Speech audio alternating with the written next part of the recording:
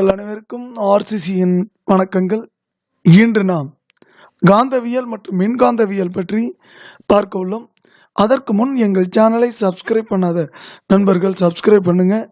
அருகிலுள்ள பெல் சிம்பிளை கிளிக் பண்ணீங்கன்னா உடனுக்குடன் நோட்டிஃபிகேஷன் உங்களுக்கு கிடைக்கும். வாங்க காந்தவியலை பற்றி பார்ப்போம். காந்தம் கண்டுபிடிக்கப்பட்ட இடம் எது என்ற வினாவிற்கு மெக்னீசியா என்ற இடமாகும். காந்தத்தை கண்டறிந்தவர் யார்?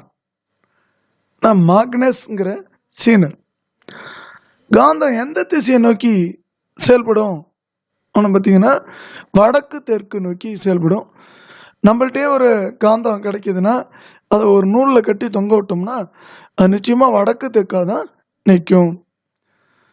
பளு தூக்கி, மின் தூக்கி, தானியங்கி படிக்கட்டுகளில் பயன்படுவது மின்காந்தங்கள். ஒரே துருவங்கள் ஒன்றை ஒன்று விளக்கும். எதிரெதிர் துருவங்கள் ஒன்றை ஒன்று ஈர்க்கும்.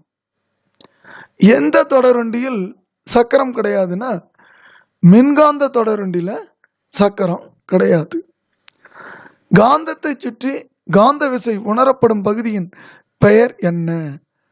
காந்தத்தை சுற்றி காந்த விசை உணரப்படும் பகுதியின் பெயர் காந்தப்புலம்.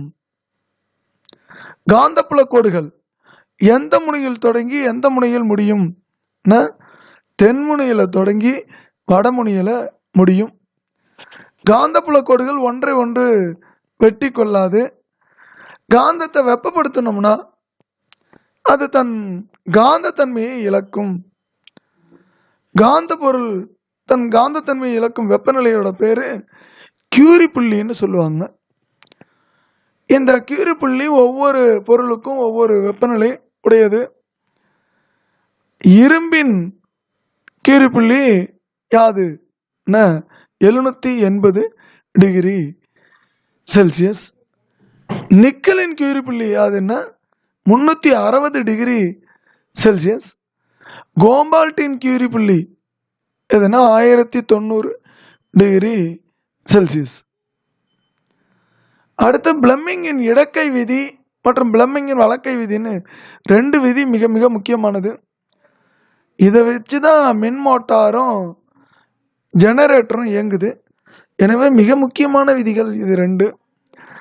இந்த பிளம்மிங்கின் இடக்கை விதிப்படி சுட்டு விரல் காந்தப்புலத்தின் திசையையும், நடுவிரல் மின்னோட்டத்தின் திசையையும், கட்டை விரல் கடந்து இயங்கும் திசையும் காமிக்கும்.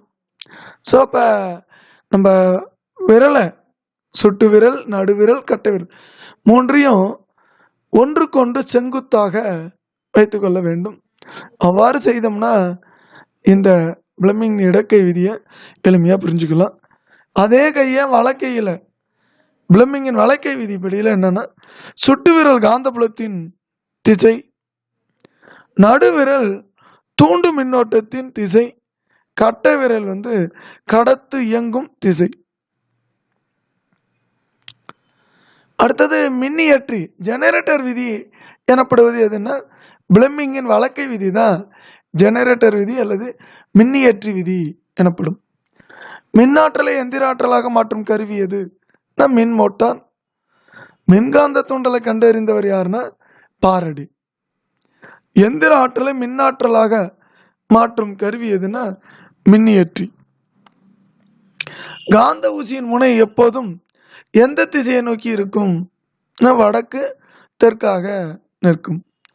மின்னோட்டத்தின் காந்த விளைவை கண்டறிந்தவர் யாருன்னா ஒயர்ஸ்டட். கண்களில் விழுந்த இரும்பு தூசியை எடுக்க மருத்துவர்கள் எதை பயன்படுத்துவார்னா சிறிய மின்காந்தத்தை பயன்படுத்துவார். அப்புறம் நீச்சல் விதியை கூறியவர் யாருன்னா ஆம்பியர். திருகு விதியை கூறியவர் யாருன்னா மேக்ஸ்வெல். மின்சார மணியில பயன்படுவது எதுன்னா மின்காந்தங்கள் பயன்படுகிறது. சந்திரனில் காந்தப்புலம் இல்லாததால் அங்கு காந்த ஊசி விலகல் அடைவது கிடையாது. உடலின் உட்புறங்களின் பிம்பங்களை காண உதவும் கருவி எதுன்னா காந்த ஒத்ததிர்வு தோற்ற உருவாக்கம் என அழைக்கப்படுகின்ற எம்ஆர்ஐ ஸ்கேன் கருவி தான் உடலின் உட்புறங்களின் பிம்பங்களை காண உதவும் கருவி. அடுத்த காந்த பாய அடர்த்தியோட அலகு யாதுன்னா வெபர் பை மீட்டர் ஸ்கொயர். காந்தப்புல தூண்டலின் எஸ்ஐ அலகு யாதுன்னா டெஸ்லா. காந்த பாயத்தின் அலகு யாதுன்னா வெபர்.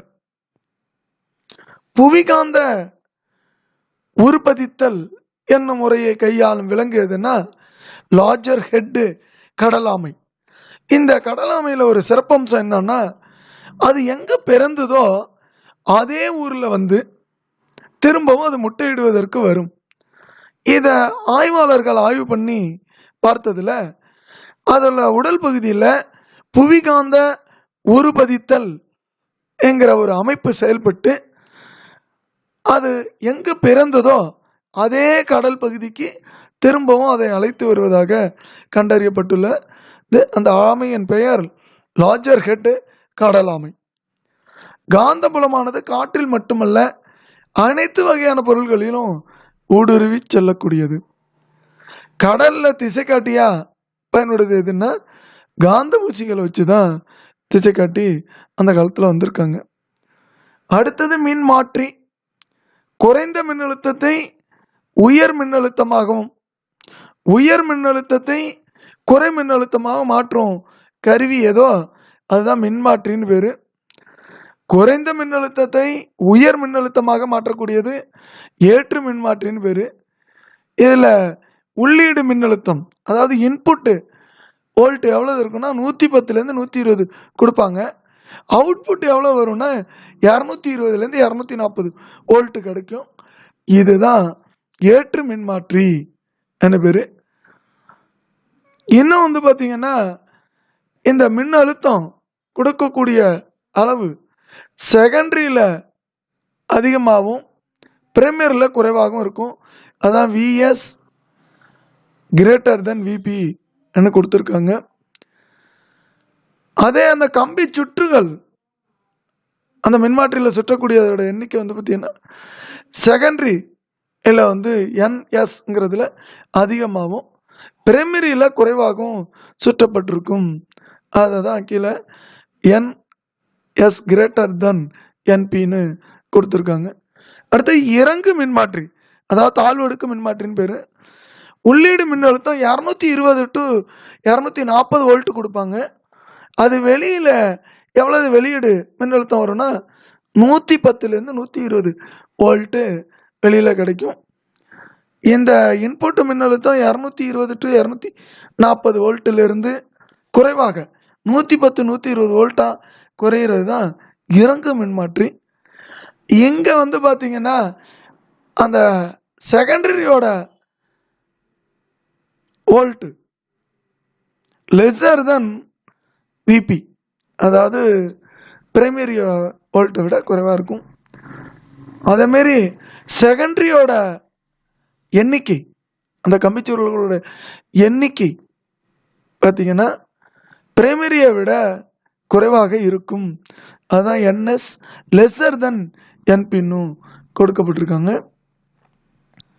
நண்பர்களே, இன்று நாம் 9ஆம் வகுப்புல புது புத்தகத்தில் இருக்கக்கூடிய காந்தவியல் மற்றும் மின்காந்தவியல் என்ற தலைப்பின் கீழ் உள்ள பாடத்திலிருந்து பல்வேறு செய்திகளை பார்த்தோம்.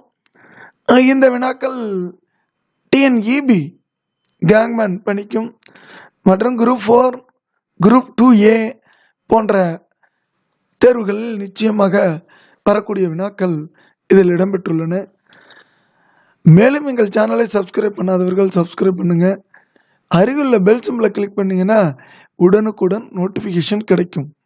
இந்த கேங்மேன் பணிக்கு பார்க்கக்கூடியவர்கள் நாங்கள் கிட்டத்தட்ட 160 வீடியோக்களை இது வரைக்கும் வழங்கியிருக்கோம். புதிய நண்பர்கள் அதிக பேர் தற்சமயம் எங்களுடைய சேனலை விரும்பி சப்ஸ்கிரைப் பண்ணுறீங்க. நீங்கள் ஏற்கனவே நாங்கள் போட்டுள்ள பதிவுகளை பிளேலிஸ்டில் போய் பார்த்தீங்கன்னா உங்களுக்கு மேலும் பல்வேறு தகவல்கள் கிடைக்கும். தமிழ், ஜியாகிரபி, சயின்ஸ், ஜிகே, அப்புறம் தலைவர்கள் என பல்வேறு தலைப்புகளில் உங்களுக்கு வழங்கியிருக்கோம். அதையும் பார்த்தீங்கன்னா நிச்சயமா பயனுள்ளதாக இருக்கும் என்று இந்த நேரத்தில் கூறிக்கொண்டு நாளை மற்றும் ஒரு வீடியோவுடன் சந்திக்கிறோம். நன்றி, வணக்கம்.